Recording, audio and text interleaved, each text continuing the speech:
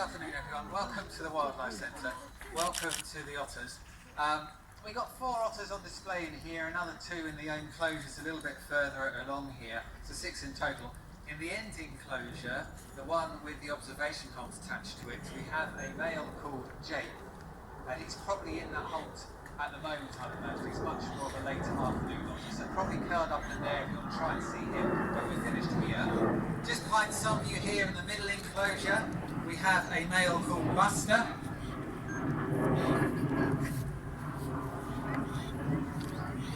I can't see from where I am. He'd usually be up on the bank in the front corner here if he was awake and he heard my voice. So I'd imagine he's having a little bit of a lay today as well. There you go, mate. And then in here we've got the 4. So let me just split them up a little bit, make it easier to see who we've got. There you go. So down by my feet here is Emmy. Emmy is one of our females. She's the mother of the younger otters in here and the mother of Buster next door.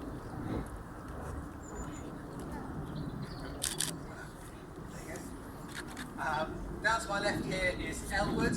Elwood is the father of the youngsters in here, the father of Buster next door, also the little brother of Jake, if you can come with this. And then that leaves our 2 little ones. Down to my right here is B, one of our young females, and then just down on the edge of the water there in the shade is Otto, one of our young males. And they're both about 10 months old now, so not really cubs anymore, but certainly still young otters. Slightly smaller, well, they've probably caught up with mum's size, but they've got a bit more growing to do.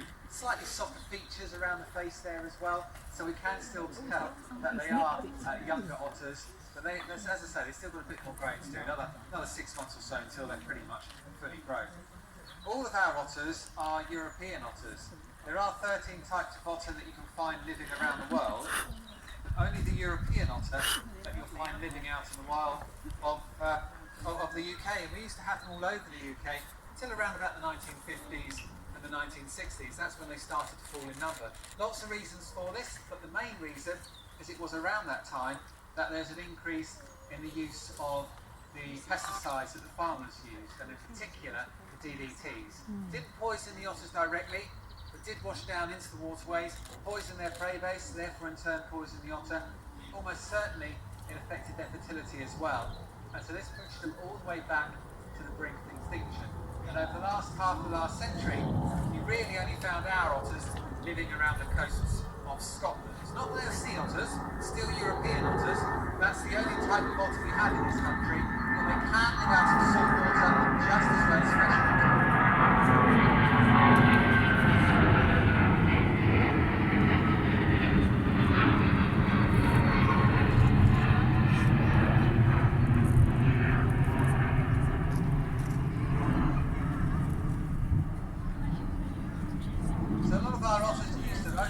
Around the coasts, but like I say, they can live in salt water, still many living out around the coast today as well, as long as they've got access to fresh water to be able to clean and wash the salt out of their fur. But they are making a comeback today, so you will find them more inland as well in those freshwater systems. But wherever you do find them, it will be around some sort of water system, some sort of water course, and you've only got to look at ours here today and you'll see for yourselves just how well adapted they are to that semi-aquatic lifestyle. They are true semi-aquatic mammals. Half their life spent in the water, perfectly adapted to it. So even from this young age here of our 2 youngsters, you can see they've got that lovely streamlined body, very thick, muscular, rudder-like tail to help steer themselves through the water. All 4 of their feet are webbed to help propel themselves through the water. 2 layers of fur, a very short, thick thermal layer of fur which will keep them nice and warm. That's covered by the top layer of fur, which you can see.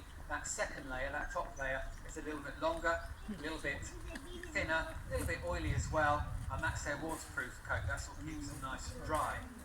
If you look at their heads, you'll see that their ears, eyes and nose are all on the very top flat parts of their head in a very nice, neat, straight line. So when they go swimming in the water, they only have to keep the top part of their head above the surface. They can hide the rest of their body under the water while they're swimming along. But if they decide to dive underwater, if they decide to go hunting for fish, for example, well then they can close their ears and their nose. They've got valves in the ears and nose which will shut under the pressure of the water. They have a third eye lens, see-through lens which they can slide across to protect their eyes but still allow them to see. And then perhaps best of all are their whiskers.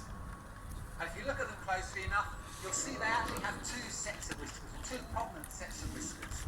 They've got a usual set there right in front of their nose line, but then a little bit further down their jawlines, just underneath their chins. They've got a second set of whiskers too. And so they can use all of those to hunt for fish. All of those whiskers, they'll be picking up on all the undulating movements, all the vibrations that the fish produce underneath the surface of the water. So those whiskers, they're not feeling for the fish themselves, but feeling for the wake of where the fish have been. From that they can tell not only that a fish has been there, but also how big it is, where it's gone, and if it's worthwhile chasing it down to try and catch it to eat. Now fish is their staple diet, as you can probably imagine, but they will eat anything they find living around the waterways where they are. They'll take the smaller mammals as well. They'll take the wading birds and their chicks, things like ducks and geese and herons, small squid and crabs, eels a particular favourite of theirs.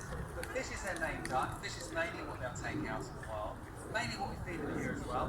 I'm giving them a little bit of a mix at the moment, just for a bit of a snack. Maybe surprisingly, they're taking quite a bit here. But a little bit later on today, at the end of the day, is when we'll be back down here feeding all of our otters their main meal of the day.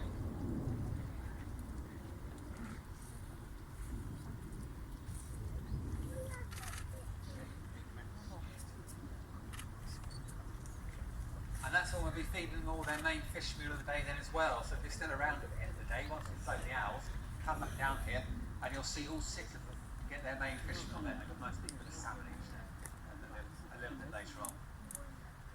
Otters live in a den which we call a holt, and an otter's holt is usually around the water's edge, quite often dug into the bank around the water's edge, and that's where they live, that's where they give birth to their young. Very unusual for a mammal in this country, but otters can give birth any time of year. They don't have a set season, so any time of year they can have a litter, still typically just 1 litter a year, 2 or 3 cubs in a litter, and when they're first born, they'll stay in the holts for a couple of months until they start to venture out.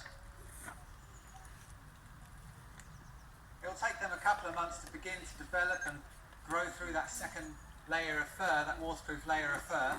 And when they are first born, rather surprisingly, they are afraid of the water. They do have to be taught how to swim by their mothers, which is lovely to see. We've got cubs here. Some of you perhaps lucky enough to see the otter here and B at the end of last year now, it would be. For the first few times that they take to the water, it will be by the mother, dragging them out of the hole by the scruff of the neck, literally kicking and screaming. They make a hell of a racket, pull them down into the water, pull them underneath the surface and push them around. And then the youngsters, they're constantly trying to get back out onto dry land again, but the mums just keep nosing them back in or pulling them back in. But after half a dozen lessons or so, perfectly at home in the water just as much as the adults are. And they really are the most well adapted of all the semi-aquatic mammals, perfectly adapted for a life on the land as they are in the water. But even that transition from land to water and vice versa is effortless, absolutely effortless, no break in momentum whatsoever as they go from one to the other. As you probably see with them coming and going from here, we'll try and get them back out in the water for you. Might as well use you. Where are you? Oh. Well, that didn't work very well, did it? There you go. There we go. A little lacklustre, but we got there in the end.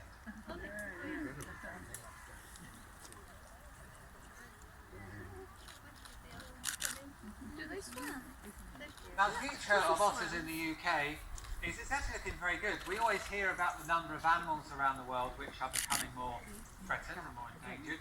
We don't very often hear about the success stories, which is a real shame because there are a lot of success stories out there, and certainly for the UK, the otter is arguably one of our biggest. They are increasing in number.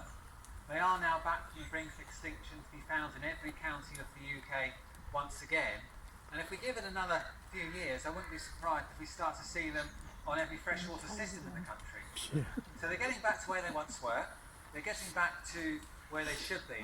And that's not just good news for our otters, that's also good news for our habitats as well. Because the otter is what we call one of our indicator species. It's a top predator, right to the top of its food chain. And so if they're doing well, if they're thriving, it means that the animals below them within the food chain must be thriving also. And if that whole food chain is thriving, then of course that shows that the habitat must be thriving. And certainly our waterways in this country, and in particular our rivers, they're the cleanest they've been for a good 30 years. And one of the reasons we know that is because of how well the otters are doing on those rivers. So good news all round.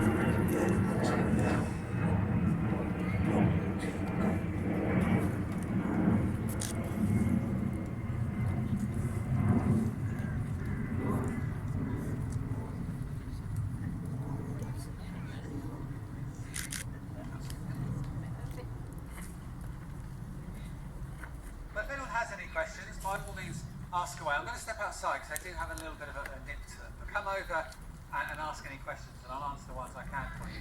We're going to be with our deer next, 12:30 for the deer, so about 15 minutes time for that.